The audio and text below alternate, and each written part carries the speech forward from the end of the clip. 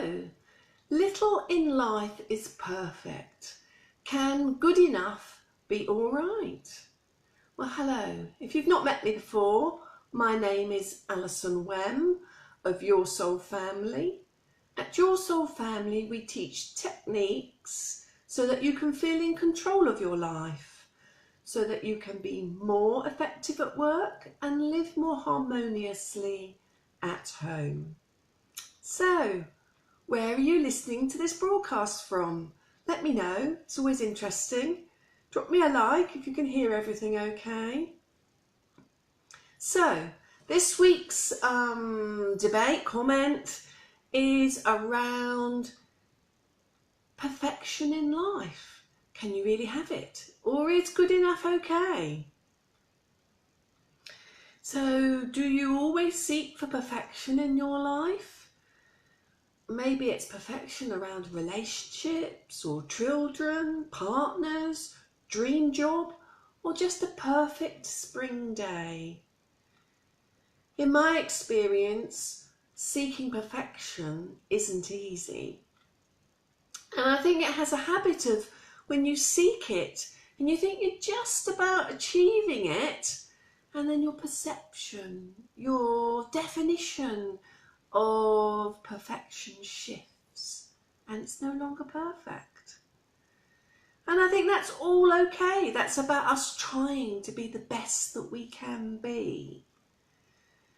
And you know, in seeking and desiring perfection, I think a lot of us have a little bit of anxiety behind it. Anxiety that perhaps whatever it is you're seeking to be perfect won't be perfect. And that very anxiety could be the very thing that takes away perfection. We should all learn to live our lives in hope rather than anxiety. And we should feel assured that actually all will be well. And when you seek your perfection, do you know, is good enough okay? Is that enough? Let me tell you about my story in the sense that I have worked for 40 years in project management before I set up Your Soul Family.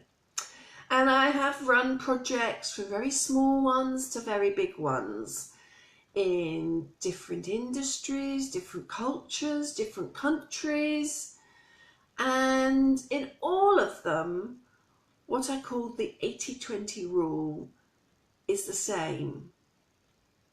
And what do I mean by the 80-20 rule? Well, in my experience, achieving 80% of what the project set out to do might be a bit of a stretch, but it is an acceptable stretch and just about maintainable without burning out. But if you push for that extra 20%, it demands a disproportionate amount of extra effort, time and money. And I have seen business owners of these projects almost burn out trying to achieve perfection in that last 20% rather. And I think the same is true of our lives. We have to look at what we're trying to achieve in our lives and say, is that extra 20% worth it? You know, if you look at what you've got in the 80%, is it fit for purpose for what you're wanting to do? Whatever that thing or the relationship that you're in, is that enough? Only you can really answer that question. But I do think you have to bear in mind that attaining that extra 20% does take a disproportionate amount of time and effort. And it's only worth it if you really want perfection. And you can't do that in every aspect of your life. You have to be selective. Otherwise, you will just burn out. So what do you think? Drop me a comment. Do you agree with me? That, you know, okay, you know, good enough is okay for a large parts of our lives. Let me know what you think.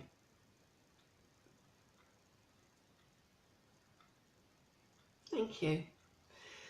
Well, looking at relationships, and relationships are a really important part of our lives, you might think this is a bit of a cold approach to it. But when you look at the reality of it, no two people are 100% compatible. And you know that's 75% where you have a different way of thinking, a different approach to life. Yes, there's some challenges in that, and they could be quite a stretch. But it has an upside too, because it can be exciting. Your partner could be introduced, or the person in the other part of the relationship doesn't have to be a partner relationship, it could be a parent or a friend, could be challenging you for new ways of thinking or bringing new ideas into your life. And all of that can be quite exciting and can broaden your horizons. And it also stops boredom creeping into that relationship. Relationships, in my view, are about learning life lessons. And that isn't about large houses or fast cars. That's largely about human behaviour and how we interact with one another. So examples might be learning to listen to each other, learning to appreciate another person's point of view and not always thinking you're right. And let's give an example. Yes, those are the sorts of things. Not always thinking you're right, learning to listen. And this lack of compatibility in a relationship doesn't mean you don't love each other. Because that 25% where you are compatible is a very important part of that relationship. And that relationship is not just about approach. Let me give an example. If you think about a marriage, it's often hard to sustain two high-flying careers within a marriage. Yes, you can pay for help to keep the house clean, keep food stocked, care for children, but it's never as good as the personal touch of you doing it for yourself. Because your idea of how you want those things done is personal to you. And if you're not doing them, that's actually quite difficult. So actually, if you're in a partnership in a relationship where one of you is the high flyer that brings in the money into the home, but it takes a lot of time and focus and maybe long hours and energy. The other person may be more of a homemaker, ensuring that the home runs smoothly. There is food in the cupboard when you need to eat. The children are cared for and their needs are met. Both partner brings a contribution to that relationship, and each needs to recognise the value of the other. Often successful partnerships are what they say they are. They're about partnerships, and each does their own element in that partnership. What do you think? That's my experience. Do you agree with me? Drop me a like or a comment. Let me know. Thank you. So let's now think about children. Do you have perfect children? I'm sure I don't. And I actually don't believe there is such a thing as a perfect child. Do you know, I actually wouldn't like a child that just does all the time what they're told. I actually think it's important for a child to challenge their boundaries, to try out new things. And inevitably in doing that, they will make mistakes. But that's how they learn. And childhood is an enormously important phase in your life where you're learning. It's your greatest growth period. And I, as a parent or a grandparent or a friend of the family, I wouldn't want to constrain that child's growth. Now, that doesn't mean you don't teach that child manners and respect. That's I would expect to do. But perfect children, some of that is to do about the parents' definition of what a perfect child is. And for me, the perfect child is maybe one that does make a few mistakes, has a few scrapes, but actually their basic values are good, and they have honesty, kindness, they're loving, and they're joyful, and that for me is okay. And if they have good values, I think even through their experimentation and mistakes, they will find their own truth. So let's move to jobs, often quite contentious. Are you in a dream job? You spend a lot of time at work, so it's actually important that you enjoy it. And once again, it comes down to definition, because what might be a perfect job for me, you would look at it and say, oh no, I would hate that job.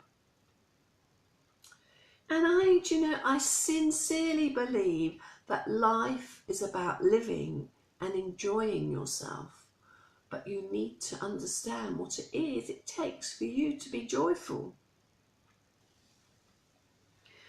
So if you look at your job, maybe some people choose that they actually want to climb up the career ladder and take on more responsibilities. Somebody else might want just a little local job, just to give them a bit of outside interest and a bit of cash coming in, but it needs to be compatible with other responsibilities that they have in their lives, maybe around children, caring for children, or caring for wider family members. And that for them would be just the perfect job. Each of us needs to decide what is a good job for ourselves. I actually believe that perfection is about definition, but the definition is very personal to you. And you need to understand, what is your definition of perfection? Commuting or moving to a city for that dream job might be just a stretch too far for some of us. But that's okay. If that's what you want and that's what makes you happy, that's good. For me, life is about truth, knowing your own truth, love and joy. And I think each of those can come in any order. But you need to be authentic and honest to yourself as to what the things and people bring those things to you. What brings you joy? And you should seek more of them. The people, the activities, where and how you live. Whatever brings you joy, for me, is your perfection. Do you agree? What's your experience? Let me know.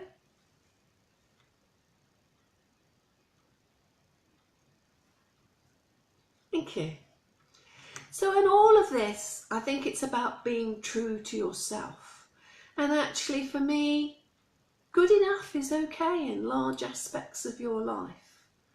There might be a few key areas where you think you need to be 100%. And for me, that would be things around feeling safe and secure, health, and things like that. Then it really is worth going that extra mile. But at the end of the day, I think the people that care for you most will not especially admire your achievements. They love you for who you are rather than what you are.